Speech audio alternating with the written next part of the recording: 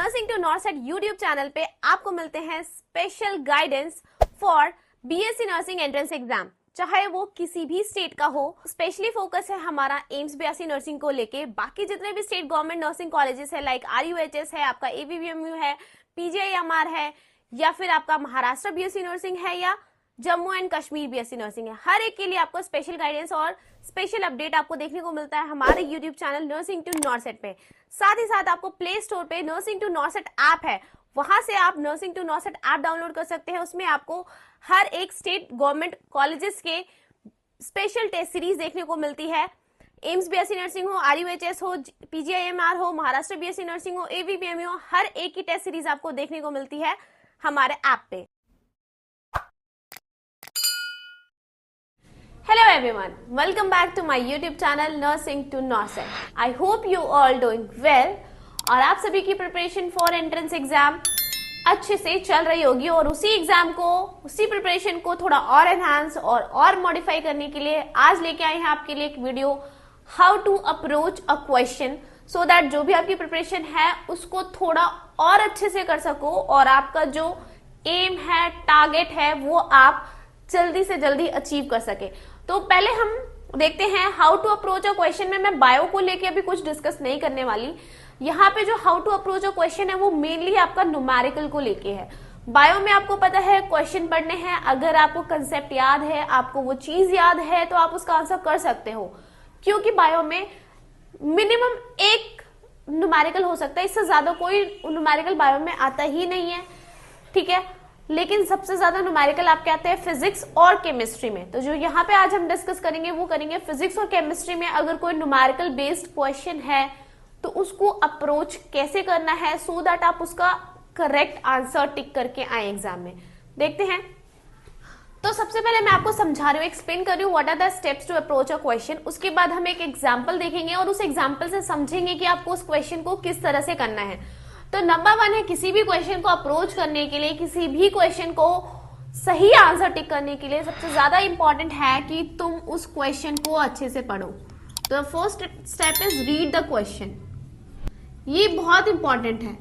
और question read करने के बाद ना बहुत बार ऐसा होता है कि हमें ऐसा लगता है कि ये क्वेश्चन मुझे आता है और हम प्रॉपर क्वेश्चन जो पूरा होता है कंप्लीट क्वेश्चन उसे बिना पढ़े ही आंसर टिक करके आगे क्वेश्चन पे चले जाते हैं। तो ये गलती बिल्कुल मत करना, फिजिक्स और केमिस्ट्री में तो कतई भी नहीं। तुम्हें क्या करना है, रीड करना है question line to line. Like अगर तुम्हारे पास 4 लाइनर क्वेश्चन है तो पूरी की पूरी लाइन पढ़नी है। ये नहीं कि एक लाइन पढ़ लिया और क्वेश्चन का आंसर टिक करके आगे चले गए दूसरे क्वेश्चन पे। ये गलती बिल्कुल नहीं करनी। हमें क्या करना है, 4 लाइन के क्वेश्चन को 4 लाइन एग्जैक्ट पढ़नी है। रीड द क्वेश्चन कम से कम तुम ना उसे 2 बार पढ़ो। 2 बार पढ़ोगे तब जाके तुम्हें वो क्वेश्चन समझ आएगा कि एक्चुअल में वो पूछ क्या रहा है। कई बार होता है एक बार हम पढ़ते हैं, हमें लगता है ये चीज पूछी गई है और हम उस चीज का फॉर्मूला लगा के आंसर निकाल के, और दिख भी जाता है हमें गलती से वैसा ही ऑप्शन, हम टिक करके आ जाते हैं। दूसरी बार पढ़ोगे तब तुम्हें समझ आएगा कि एक्चुअल में जो तुमने फर्स्ट टाइम पढ़ा था क्या वही पूछ रहा है वो, या फिर वो कुछ और पूछ रहा है। तो ये ज्यादा इंपॉर्टेंट है। देन दूसरा चीज है, क्या करना है तुम्हें, हम न्यूमेरिकल वाले क्वेश्चन की बात कर रहे हैं फिजिक्स केमिस्ट्री में, तो हमें उसमें से जो भी क्वेश्चन है उसमें से न्यूमेरिकल वैल्यू को एक्सट्रैक्ट करना है। तो सेकंड है हमारे पास एक्सट्रैक्ट द न्यूमेरिकल वैल्यू। अभी ये सारे स्टेप हम एक क्वेश्चन के थ्रू समझेंगे कि एक्चुअल में मैं कहना क्या चाह रही हूँ, ठीक है। तो extract the numerical value, like तुम्हें कुछ भी दिया है, तुम्हें अगर मिरर फॉर्मूला लगाना है और तुम्हें ऑब्जेक्ट का डिस्टेंस, ऑब्जेक्ट की हाइट और तुम्हें फोकल लेंथ दे रखी है, तो तुम्हें क्या करना है, उसमें से जो जो न्यूमेरिकल वैल्यूज है उसको एक साइड में लिख लेना है। देन लास्ट स्टेप क्या होता है तुम्हारे पास, थर्ड स्टेप होता है, जो जो तुम्हें गिवन है वो तुम्हें पता होना चाहिए कि क्वेश्चन में तुम्हारे पास क्या गिवन है। That is more important. Question में तुम्हें क्या पता है ये तुम्हें पता होना चाहिए। लाइक तुम्हारे पास फॉर्मूला है कि F = मास इंटू एक्सेलरेशन है, तो तुम इस फॉर्मूले में तभी 3 चीज में से 2 चीज निकली हुई है, दी हुई है क्वेश्चन में, ठीक है। तो तुम्हें पता होना चाहिए कि वो 2 चीजें क्या दे रखी है, सो दैट तुम तीसरी चीज निकाल सको। तो थर्ड स्टेप क्या है, जो गिवन है वो पता होना चाहिए। एंड द लास्ट वन तुम्हें फाइंड क्या करना है, क्वेश्चन में तुमसे पूछा क्या गया है कि क्या चीजें निकालनी है, वो चीज भी तुम्हें पता होना चाहिए। अगर ये 4 स्टेप तुम्हें बिल्कुल अच्छे से क्लियर हो गए किसी भी क्वेश्चन को लेके, तो तुम जो क्वेश्चन का आंसर है वो करेक्टली निकाल सकते हो। यहाँ पे आप देख सकते हो, एक मैंने एग्जांपल दिया है, क्वेश्चन है a cricket ball is thrown at a speed of 30 meter per second in a direction 30 degree above the horizontal. The time taken by the ball to return to the same level is। तो question है, question पढ़ के समझ आ रहा होगा, motion in a plane आपका एक chapter है काइनेमेटिक्स का, तो उसका क्वेश्चन है। अब मैंने आपको बोला है कि क्वेश्चन को आपको 2 बार पढ़ना है, क्योंकि हमें पता होना चाहिए कि निकालने के लिए क्या कह रहा है वो। तो क्वेश्चन आप ढंग से पढ़ सकते हो, a cricket ball is thrown at a speed of 30 meter per second. ठीक है, तो यहाँ हमारा हॉरिजॉन्टल है, उन्होंने बोला 30 मीटर पर सेकेंड की स्पीड से फेंका गया है, तो जो ये हमारे पास स्पीड है वो क्या है, 30 मीटर पर सेकेंड। किससे डिनोट किया जाता है, यू से। ठीक है, initial speed always denoted by you, तो यू इज इक्वल्स टू क्या है हमारे पास, 30 मीटर पर सेकेंड। उन्होंने बोला हॉरिजॉन्टल से कितने डिग्री पे फेंका गया है, 30 डिग्री पे। ठीक है, तो जो एंगल है हमारे पास वो क्या है, theta is equals to 30 degree. तो ये होती है एक्सट्रैक्ट द न्यूमेरिकल वैल्यू। तो हमने जो न्यूमेरिकल वैल्यू थी वो एक्सट्रैक्ट कर ली है, या हम ये भी कह सकते हैं ये चीजें हमें क्या है, गिवन है। क्वेश्चन पढ़ के पता चल रहा है कि ये चीजें हमें गिवन है, प्लस उन्होंने हमें एक्स्ट्रा चीज बताई है, g is equals to acceleration due to gravity जो है वो भी उन्होंने हमें बोला है 10 हमें लेना है, तो ये भी हमें गिवन। तो ये 3 चीजें गिवन है, क्वेश्चन पढ़ के हमें 3 चीजें मिल गई। क्वेश्चन पूछा है the time taken by the ball to return to the same level is, यानी ये जो हमने बॉल फेंकी थी इसको वापस आने में कितना टाइम लगेगा। तो आपको पता है ये कौन सा पाथ फॉलो करते हैं, ठीक है, प्रोजेक्टाइल मोशन है यहाँ पे। तो अब एक और चीज जो फिजिक्स के लिए इंपॉर्टेंट है या केमिस्ट्री के लिए इंपॉर्टेंट है न्यूमेरिकल सॉल्व करने के लिए, वो है कि आपको फॉर्मूला पता होना चाहिए कि कौन सा फॉर्मूला लगाना है। तो यहाँ आप क्वेश्चन में देख सकते हो, आपसे उन्होंने पूछा क्या है, टी क्या होगा, यानी टाइम पीरियड क्या होगा, ये हमें निकालना है। गिवन हमें ये वैल्यूज गिवन है, फॉर्मूला जब तक नहीं पता होगा तुम कुछ नहीं कर पाओगे।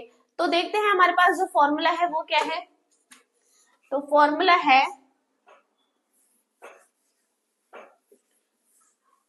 प्रोजेक्टाइल मोशन के सारे फॉर्मूले आपको लर्न करने हैं, क्योंकि कोई भी फॉर्मूले पे बेस्ड क्वेश्चन आ सकता है। यहाँ पे हम टाइम पीरियड का अगर फॉर्मूला देखें तो होता है t is equals to 2u sin theta by g।